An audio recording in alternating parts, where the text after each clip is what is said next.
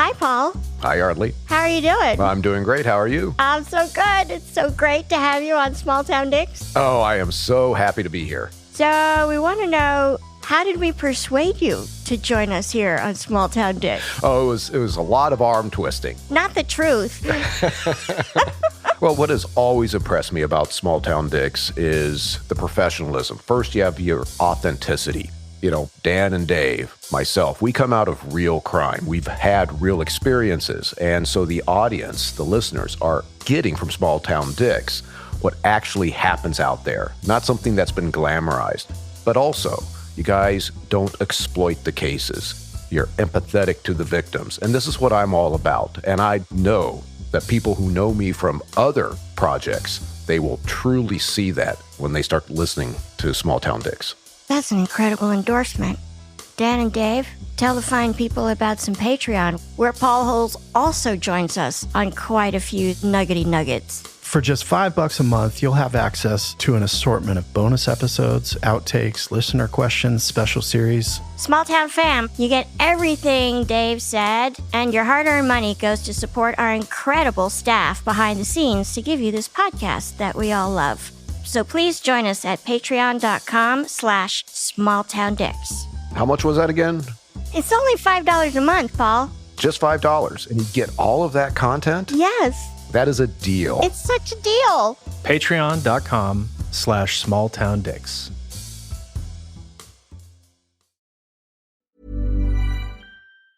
Have you tried finding tickets for any live event lately? It's impossible to keep up, and prices are crazy.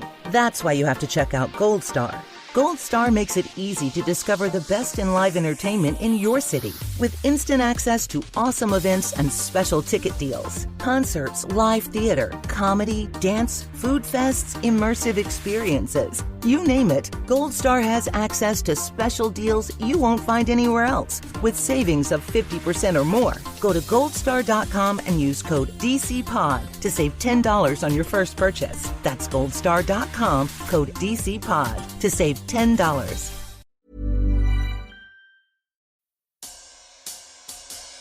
Time at that stage basically meant nothing. There wasn't any time limit in this. But I remember getting to the door of the office, and there was a police officer in uniform, and he was standing there. He said, "Sam, what's happening? What's happening?" And I remember saying to him, "I think we're all about to die." Hi, I'm Yardley. This is Detective Dan. Hey there. And his identical twin brother, Detective Dave. Hello. And this is Small Town Dicks. You'll hear detectives from small towns around the world discuss their most memorable cases. We cover the intimate details of what went wrong and what went right. As these dedicated men and women search for justice and crack the case. Names and certain details have been changed to protect the privacy of the victims and their families. So please join us in maintaining their anonymity out of respect for what they've been through. Thank you.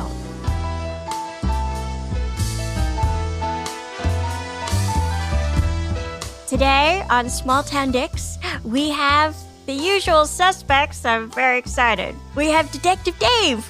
Hello there. Good to be back. I never know which order you're going to go in, so I'm always like, okay, it's me. I don't have a lot of power in this equation, so I tried to wield it where I can. And we have Detective Dan. Hello there. Hello there. And Small Town Fam, I am so excited to welcome back to the podcast. This is so good. Retired Detective Sam, who is in Northern Ireland, if I may say so. Hello, Sam. Thank you very much indeed for having me back. It seems to have just been such a long time, and it's good to talk. Thank you. Of course, we're all on Zoom, so, you know, the usual. I don't know, garbage trucks, dogs, cats, you name it. I'm going to have a lunch delivery at some point in this, so Doorbells. the doorbell's going to ring. So, Sam, you have a really interesting case for us today. Tell us how this case comes to you. Okay, so this case is actually very, very personal. It comes down actually to the personal feelings that occur after an event, and sometimes we don't take them into consideration. Very tragic case. And it's all to do with the trouble in Northern Ireland since 1968. You're talking about the strife between the Irish Republican Army, the IRA, who wanted Ireland to secede from the UK, and the Loyalists, who wanted Ireland to remain part of the UK. Yeah. Police officers here were murdered solely because they were police officers and for no other reason. It wasn't a case of being in the wrong place at the wrong time. It was just the fact that you were a police officer. It didn't matter what religion you were, what colour you were, what soccer teams you supported, or any views that you had. You were murdered because you were a police officer. That was the sole reason behind it all. So as I say, this is quite personal to me, and it's a story that took me a long time to talk about it, but I did do it eventually. And I'll take you back to Thursday, the 28th of February, 1985. At that stage, I was a detective stationed close to the border with the Republic of Ireland in a town called Newry. And Newry would have been, it was a mixed town, shall we say, but the area that Newry is in, including South Armagh, would have been predominantly ruled by the Provisional IRA. So it was quite a dangerous little town to be in and to be associated with. And for detectives, I mean, we would have went out on patrol in cars, and we would have went into the town and tried to talk to people that we thought will possibly be of use to us or friendly towards us to gain information. It's a Thursday night. I started work that Thursday morning at 8 a.m. and I lived about 55, 60 miles from the station. So I'd travelled there, left about 6 a.m. and my duty was due to end that night at 11 p.m. Now, that wasn't uncommon to work hours like that. As working detectives in that area at that time, there were a lot of terrorist incidents, and we were probably the sole investigation team. In the office at the time, there were 10 detectives, so we all worked as teams, and we would have been investigating the terrorist crime. So Thursday comes along. Nothing special about it. It was a day when we weren't involved in any major investigations. And myself and two of the other guys, two of the detective constables, we were sitting in our main office, finishing our dinner. And there was a UK soap about to start on television, and the television was in the corner of the office. This was a ground floor office in the police station. The police station in Newry at the time was in a very built-up area, residential area, and some businesses around it. It was one single main building, like a big house, and it had 3 floors, but there was a chain link fence around 2/3 of it, and the other third of it was like a corrugated iron fence, and we had affectionately known as goon towers. If you think about Vietnam, the goon towers, where the people were standing up and they were looking out, right? So we had those in the corners of the building, and those were for protection. You can't just walk into these police stations. But at the front of our police station, that's where we would have parked our cars. A lot of our cars would have been parked there, and there was a chain link fence around that, so public didn't have access to it. So it's 25 to 7 in the evening. 3 of us are talking and just about to finish dinner, and there's a sound, and it's the only way to describe it. And in the back of my mind, I had heard that sound before, and all too late, I realised what it was as the first mortar bomb exploded outside the office.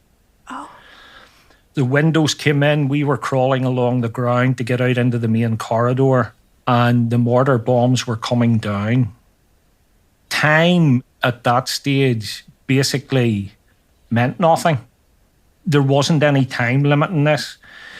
But I remember getting to the door of the office, and directly opposite our door was a small toilet, and there was a police officer in uniform, and he was standing there. He said, "Sam, what's happening? What's happening?" And I remember saying to him, "I think we're all about to die." I actually believed that we were all about to die. Short time after that, we had it was deathly silence. Nothing. So as far as we're concerned, that's the end of the attack. But the bottom line is we know that there's damage to the building and we don't know anything else. So I'm standing in the hallway a toilet in front of me to my, say, 10 o'clock. To my 2 o'clock, there are 3 stairs and a door that leads you out into the backyard area where we had our canteen. This was a new canteen that had been built for us so that we didn't have to go out and get food in the town. They catered for us inside. It wasn't a permanent structure. It was like a trailer type structure, but it was a bit more substantial. And as we're standing there, people are running about the station. It's bedlam. The door opens, and I'll never forget this. A chief inspector walked in. There's smoke coming from his hair. He looked like the atypical cartoon character. When you see an explosion, their shirt is in shreds. And the difference between the ranks is that constables and sergeants wore green shirts at that stage. Inspectors and above wore white shirts.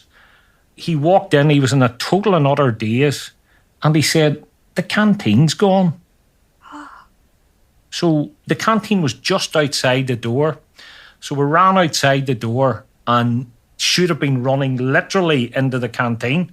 It wasn't there anymore. Looked around, a lot of debris, sounds of ambulances, and your brain's thinking about different things. The smell in the air is marzipan. That's all you can smell is marzipan. So as I go out to the right-hand side, the ambulance people come in, and to the right-hand side, it's quite dark. There are some security lights, but it's quite dark. I'm aware of someone sitting up in the middle of this wreckage.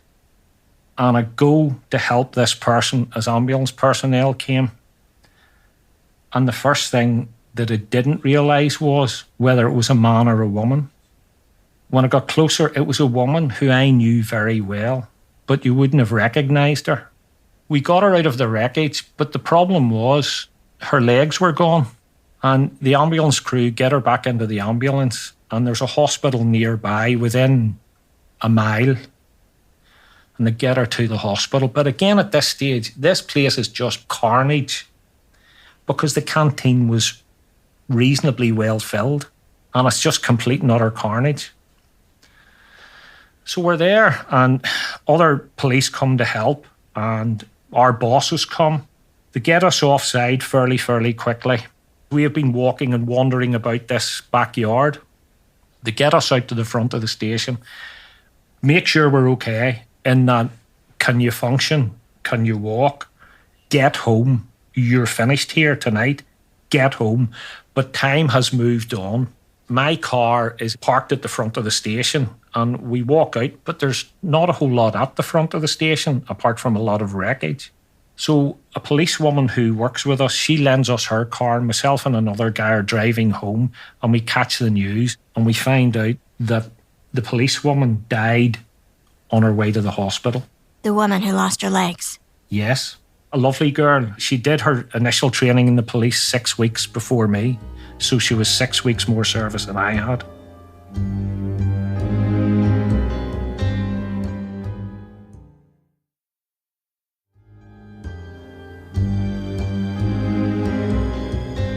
At that time in Newry, we were dealing with a lot of terrorist attacks, police officers being killed, soldiers being killed, and civilians being killed.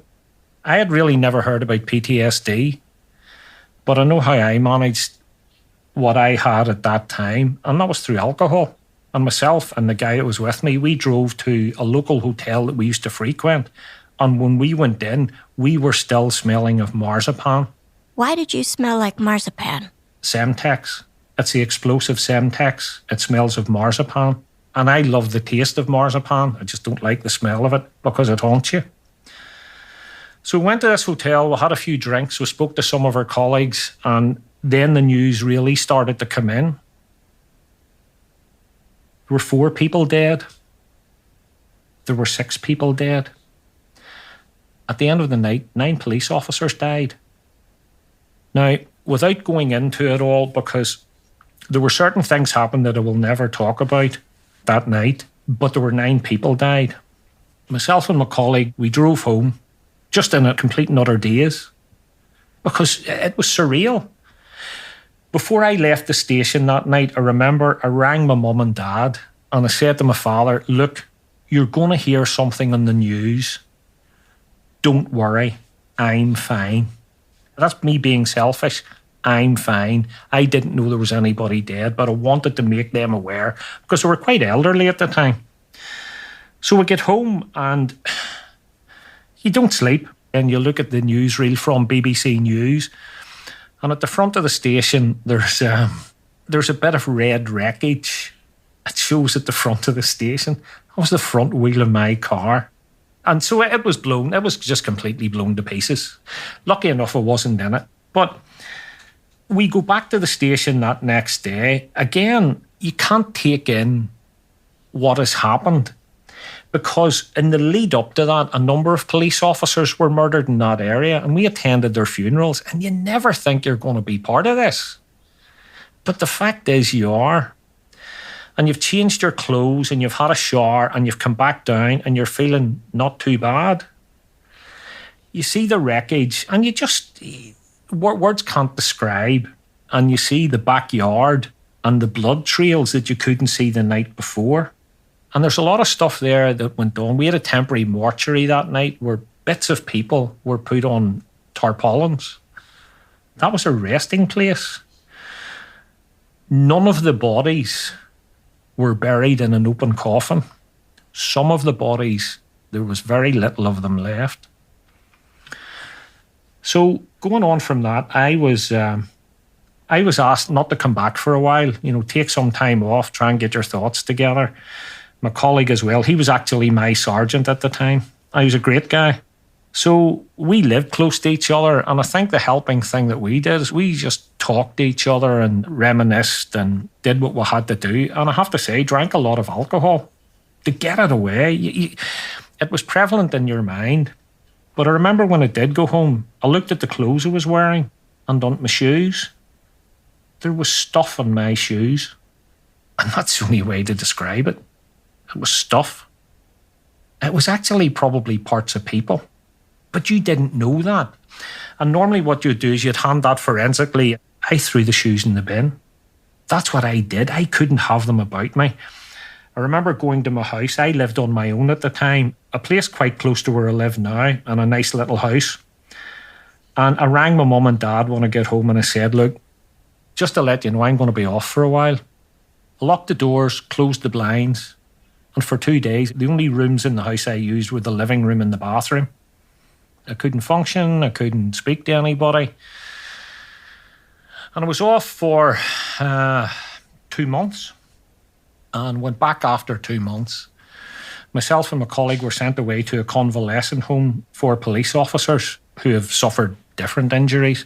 But we would never tell anybody why we were there. We were there because, well, excuse the pun, but we're so fucked up, it was unbelievable. And you just think that every time you see something like that, it can't happen again. It just can't. It can't get any worse than that. So 2 months later, we go back to work. And we're back at work for about maybe a week.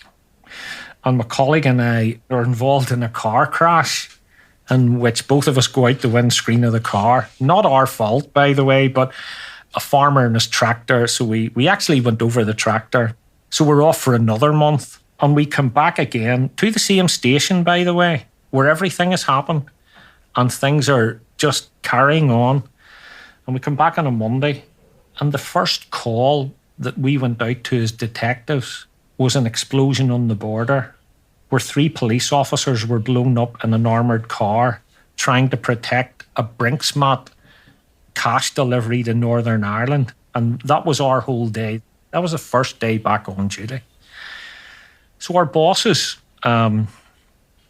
look, you can't keep on with this. You can't keep doing this. It's bound to be affecting you. But again, going back then, nobody knew what PTSD was. And everybody just saw you coping because you wouldn't talk about it. You just carry on. You're a police officer. That's what you do.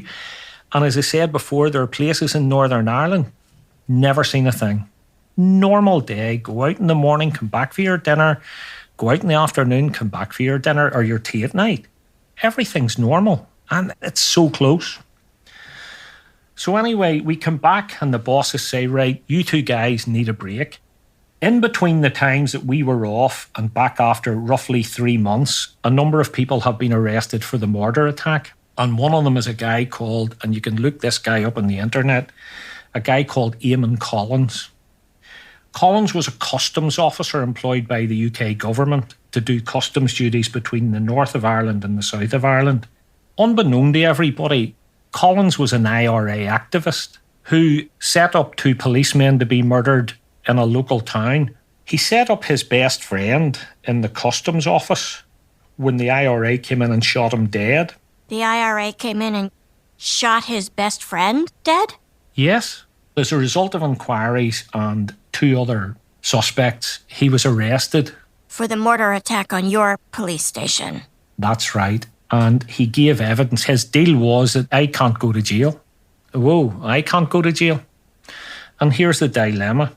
And I'll say this to you, and I would like an answer if you can. You're interviewing me. I'm a terrorist. I will tell you everything I know about my terrorist organisation. I will admit to you everything I have done for that terrorist organisation. I will give you the names of people who carried out the atrocities. In return, I don't want to be prosecuted. There's a dilemma for you. So what do you do? What do you think? I think... Big picture, you're going, okay, we can eliminate a lot of threats here and we can bring a lot of closure and we can button up a lot of cases. Big picture. You also have to trust that he's being honest and that he's not more involved in, clearly he's killing lots of people, including your friends and colleagues. So I imagine there is a piece there where you want to crawl over the table and take his life. Yeah. The fact of the matter is, I don't know how to answer that question. Okay. What do you think, Dan? I agree. I think you have to take a step back and say, what is the greater good here? And it's very hard to do when you're in the middle of that situation, to separate yourself and look at things from a different angle. I just can't imagine. I'm sure that's a conversation that many of you gathered around and said, what do we do? And you take the collective.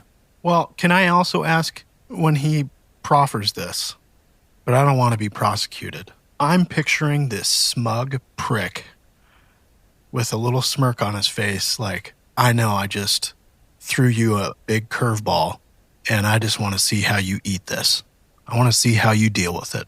He wasn't the first one in Northern Ireland to do this. We had a supergrass system, which was the start of the witness protection way back in 1981. Supergrass? Yes. What's that? So in the early 1980s, from about 1981, these were terrorists who, instead of going to jail, offered themselves up as potential witnesses. You would call them protected persons now, but it was known as the supergrass era. And a grass is an informant. It's a colloquialism for an informant. And these were supergrasses because they were giving evidence against the terrorist organizations. Right. Got it. What if you commit a crime while you're in witness protection? Do you lose your protection? Bye-bye. Straight out. Generally. But that comes down to the discretion. It depends on the crime. If you were to steal a can of Coke, you're not going to get thrown out. You should get thrown out, but you're not. If you're to commit a heinous crime, you're out. You're going to get prosecuted. That's the way it is now. So my involvement with Eamon Collins, I actually had never met him at that stage, but this is what he was offering my bosses. In Northern Ireland, the prosecutions at that stage were run by the Director of Public Prosecutions. However, the police had the final say as to the evidence and if they accept it or not. So they go to the Director of Public Prosecutions and they say, right, this guy, we have interviewed him, here's what he's offering. We think you should go for it. And they go for it. So they bring in an interview team, specialised, and they extract every piece of information they can about him, his involvement, and the involvement of the members of the IRA in the South Armagh area. We get information from him that basically corroborates intelligence that we had. This is 3 months after the event. I become part of the team that is going to prosecute these people, including Eamon Collins, who's the guy that blew my colleagues up. So for the next 4 or 5 months, all we are doing is we're interviewing, collecting information. And at the end of the day, I think we made like 150 specimen charges against Collins, including murders, which he would have to be held accountable for in the court. He would plead guilty, but he would be taken off to one side, enter the witness protection program, never to be seen again, which was probably a good thing. So the thing about it is, this is 1985. Collins is reasonably well educated, make no mistake about that. As I say, he worked as a customs officer, but the IRA is very strong in him.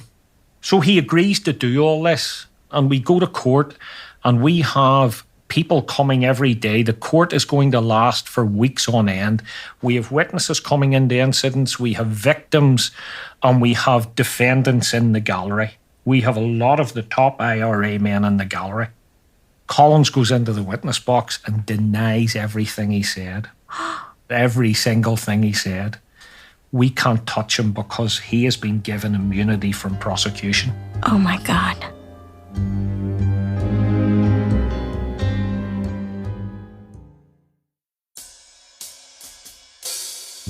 Hey, Small Town fam. What are you guys doing? Guess what I'm doing? You get one guess. I'm playing Best Fiends. It's my favorite casual match 3 mobile puzzle game. So here's my humble brag for the day. I'm on level 1,129. So here I am. Let's all drop everything. Whatever it is you're doing. Are you in the car? Just pull over. And let's play some Best Fiends. So the point of the game is the bugs defeat the slugs. They come in different sizes, and they have great outfits, and they have different superpowers. And you want to defeat the slugs, who are ugly and slimy, but sometimes show up in a hat and glasses. I think it's either a disguise, not a very good one, or they're trying to make themselves seem just a tiny bit cute. Also, not really working. Small Town fam, you know I love me some Best Fiends, and you know I love our fans, and I'm here to tell you that you deserve to take some time for yourself. It's so important. You'll just be a better you. And I hope that as you take a little time for yourself, you'll do like I do and play some Best Fiends. You have earned your fun time. So go to the App Store or Google Play to download Best Fiends for free. Plus, earn even more with $5 worth of in-game rewards when you reach level 5. That's nothing. You can do that in the blink of an eye. So Small Town fam, go get it. Best Fiends. That's friends without the R. Best Fiends. Do it.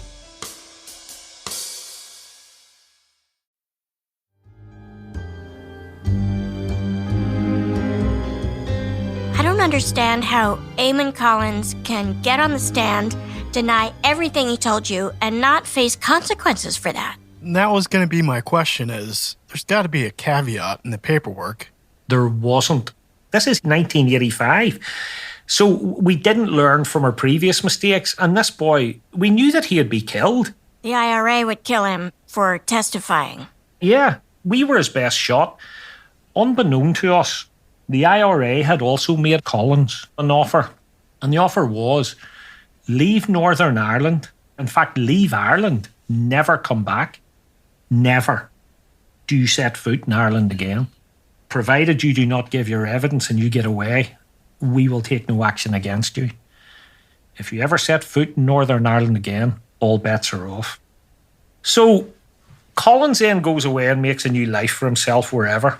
And he writes a book about his life and times in the IRA. And he names a lot of IRA people because remember, he's outside Northern Ireland, so nobody knows where he is. And then we'll come back to our peace process, 1998.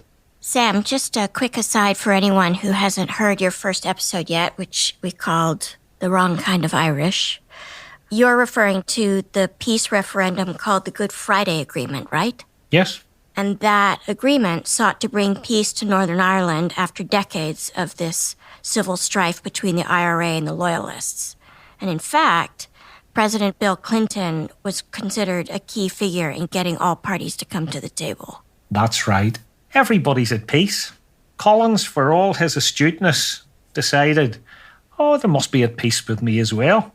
He comes back to Northern Ireland, comes back to the town that he lived in before, and in 1999, he was murdered by his cohorts. Most probably, nobody was ever charged with it. And again, do you remember that sort of saying, well, karma's a real bitch, like, isn't it? However, he had done his damage.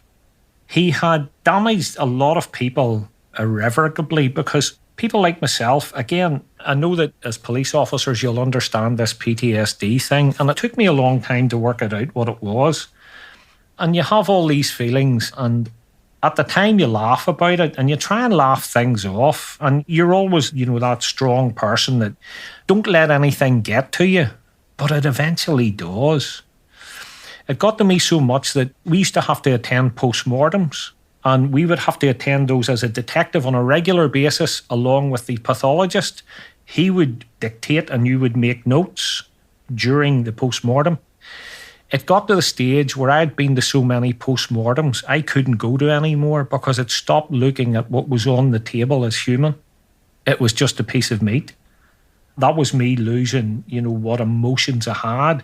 And I went and asked my boss, do you mind? He said, no, absolutely no, you will not go to another one. And in fairness, he never sent me again. So all this is said and done, and it was years later that I realised there was something wrong. It cost me a marriage, probably because of drinking. You just drank yourself to oblivion. Not ashamed to say this. And it's a hard thing because you don't know what's going on in your head, but you keep hearing these things about what is this post-traumatic stress? I don't have that. Well, how could I have that? But it's what you have. And it ended up that I was diagnosed with it about maybe 10 years ago, 12 years ago. And it was a culmination of a lot of events. Unfortunately, some people see a lot. You don't choose it. We don't choose our path within the police. I think it's chosen for you. And I think it's really to do with yourself and the way you put yourself out there. So the thing about PTSD for me was the fact that survivor guilt, absolutely, in a big, big way. Big crowds, things like that, low tolerance levels. I'm not always the sunny disposition person you see here in front of you now. And again, my wife has to put up with this too. It's a really sad state of affairs. And one of the things I said to the people when I was doing the interview for the newspaper, was the fact that police are always in the firing line. If it's not from the bad guys, it's from the press. Because we can never do it right for doing it wrong, according to them. And as I say, my heart goes out to a lot of guys in your position in the US, and you see all these different things that are happening. And again, I don't condone violence of any kind. And if you break the law, you're entitled to answer to it. I don't care who you are. But the fact is, I think if people understood a bit more what it's like to be a police officer, it's not a simple life. We have a thing that we taught people here. If you're in a specialist unit, think about this thing, social death. What is social death? Who do you talk to about what you're doing in work? Because I never talked to my wife. Couldn't do it because of the things you were involved in. If you play for a local sports team, most of them are not police officers. They probably know you're a police officer, but you can't tell them what you've been doing. So who do you talk to?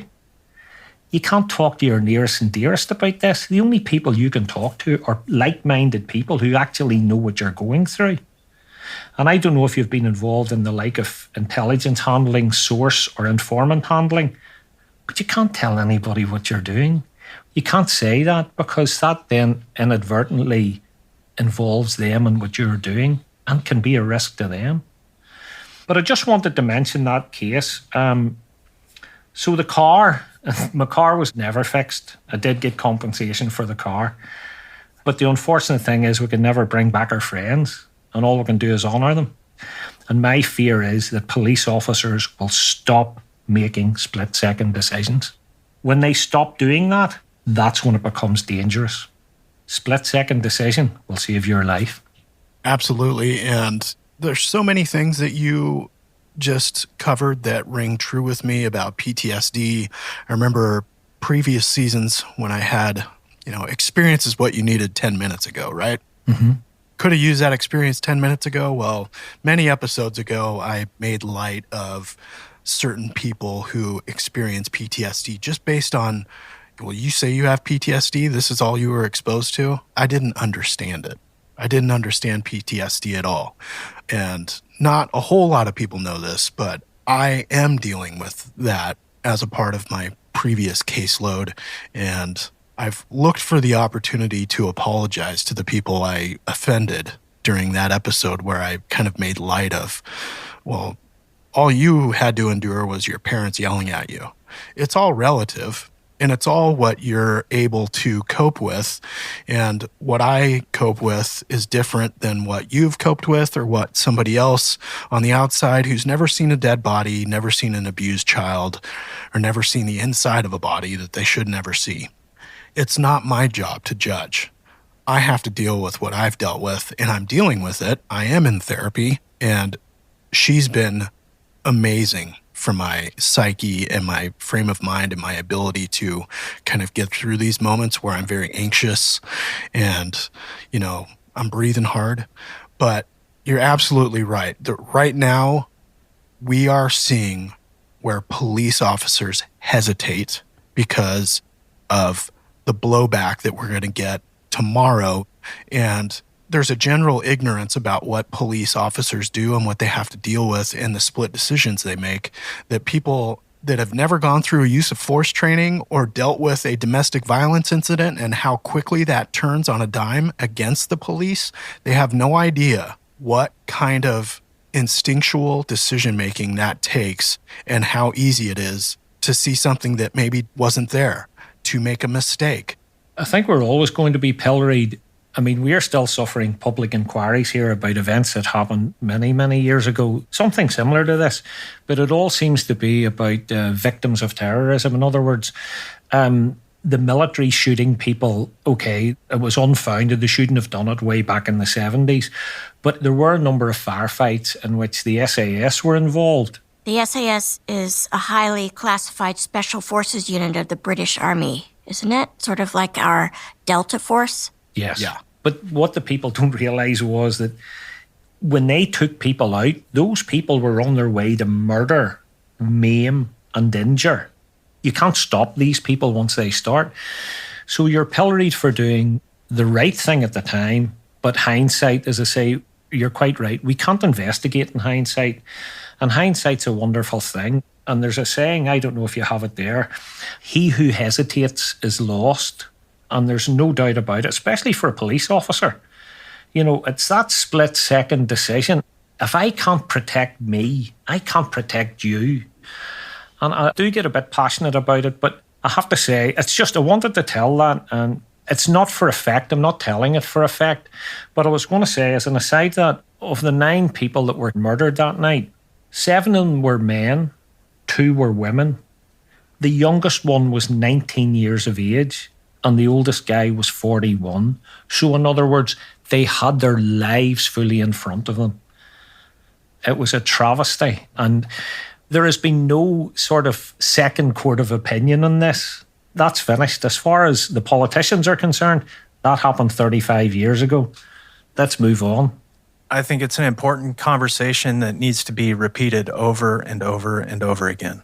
The one about PTSD. Yeah.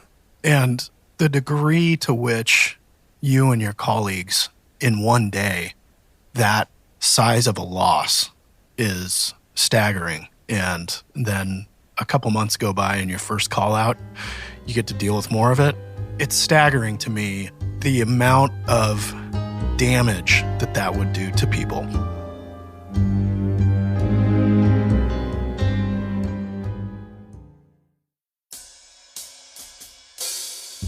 Hey, Small Town fam. What are you guys doing? Guess what I'm doing? You get one guess. I'm playing Best Fiends. It's my favorite casual match 3 mobile puzzle game. So here's my humble brag for the day. I'm on level 1,129. So here I am. Let's all drop everything. Whatever it is you're doing. Are you in the car? Just pull over. And let's play some Best Fiends. So the point of the game is the bugs defeat the slugs. They come in different sizes, and they have great outfits, and they have different superpowers. And you want to defeat the slugs, who are ugly and slimy, but sometimes show up in a hat and glasses. I think it's either a disguise, not a very good one, or they're trying to make themselves seem just a tiny bit cute. Also, not really working. Small Town fam, you know I love me some Best Fiends, and you know I love our fans, and I'm here to tell you that you deserve to take some time for yourself. It's so important. You'll just be a better you. And I hope that as you take a little time for yourself, you'll do like I do and play some Best Fiends. You have earned your fun time. So go to the App Store or Google Play to download Best Fiends for free. Plus, earn even more with $5 worth of in-game rewards when you reach level 5. That's nothing. You can do that in the blink of an eye. So Small Town fam, go get it. Best Fiends. That's friends without the R. Best Fiends. Do it.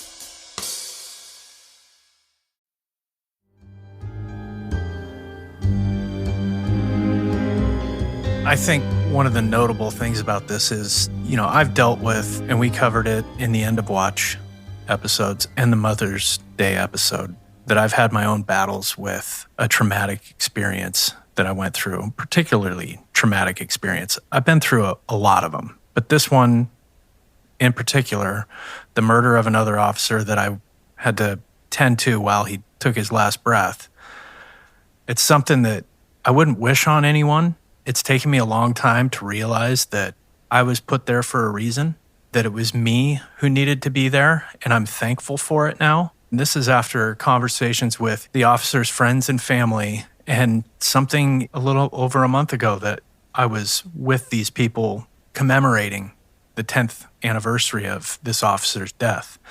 And I'm still dealing with this day to day, and I can feel myself getting choked up right now. I can tell you that memorial that we had a little over a month ago helped me tremendously. But this is a journey that I'm on, and it's never going to leave me. I imagine in 20 years, when I think about that day where Officer Chris lost his life, it's still going to affect me. And what's important to know is this is a worldwide thing. Every police officer who's been in a situation like that, we all can empathize with each other. I know how you feel. I had the same issue with alcohol, and it started the first night. The first night after that incident, I turned to alcohol, and it was a huge mistake on my part, and Officer Chris's death did horrible things to me. The sleep deprivation was a part of that, and you start circling the drain. You're chasing your tail, and the closer you get to the drain, I look back and I think about that month of my life following Officer Chris's death and all the poor decisions I made and how thankful I am that I survived it. I was never going to take my life, but it crossed my mind that suicide might be an answer to this. And I picture myself as strong. I consider myself as a strong human being, and that thought even entered my mind is so humbling to me, how weak you can be in certain moments. Well, I would say how weak you can feel. I don't think you were weak at all, any of you. Thank you. The thing that brought me out of this was a really unfortunate event, and I'm going to say it. The incident that brought me out of it was I got caught driving drunk. I got caught driving drunk by a coworker, and it saved my life. It's hard to admit that. This is a journey for me in dealing with my PTSD and my injury, which is what I categorize this as, is an injury on my soul. And it took a DUI for an intervention to happen and for me to shake myself out of this tailspin that I was in. Coming up to the anniversary of the mortar attack every year, that's 35 years ago, I become quite morose.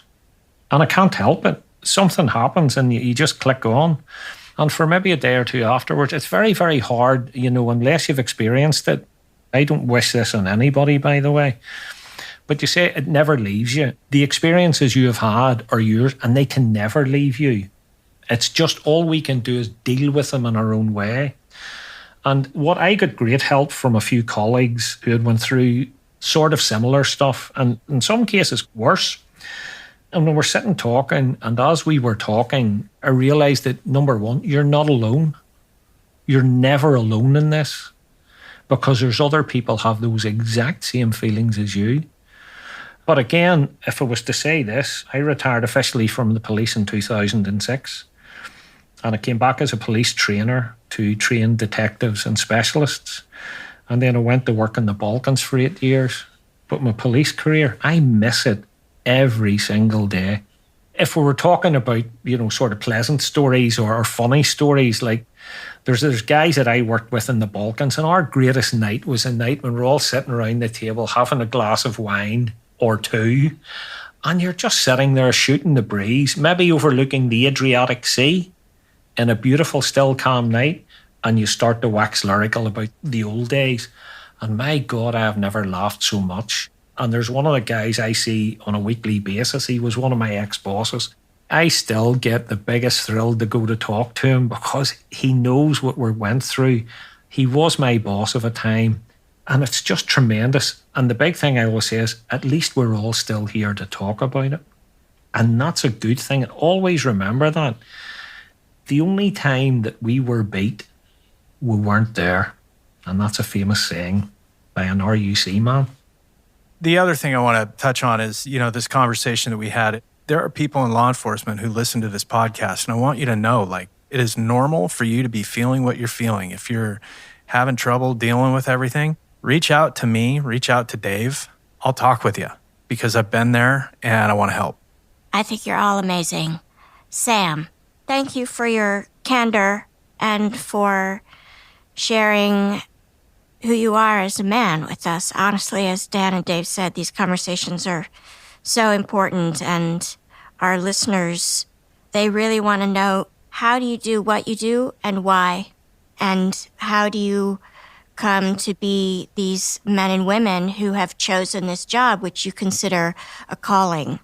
It really is remarkable. Thank you.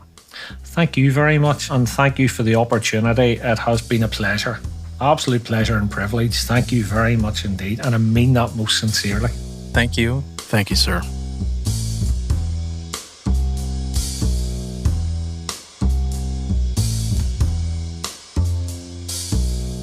Small Town Dicks is produced by Gary Scott and Yardley Smith and co-produced by Detectives Dan and Dave. This episode was edited by Soren Bajan, Gary Scott, and me, Yardley Smith. Our associate producers are Aaron Gaynor, The Real Nick Smitty, and Alec Cowan. Our music is composed by John Forrest. Our editors extraordinaire are Logan Heftel and Soren Bajan, and our books are cooked and cats wrangled by Ben Cornwell.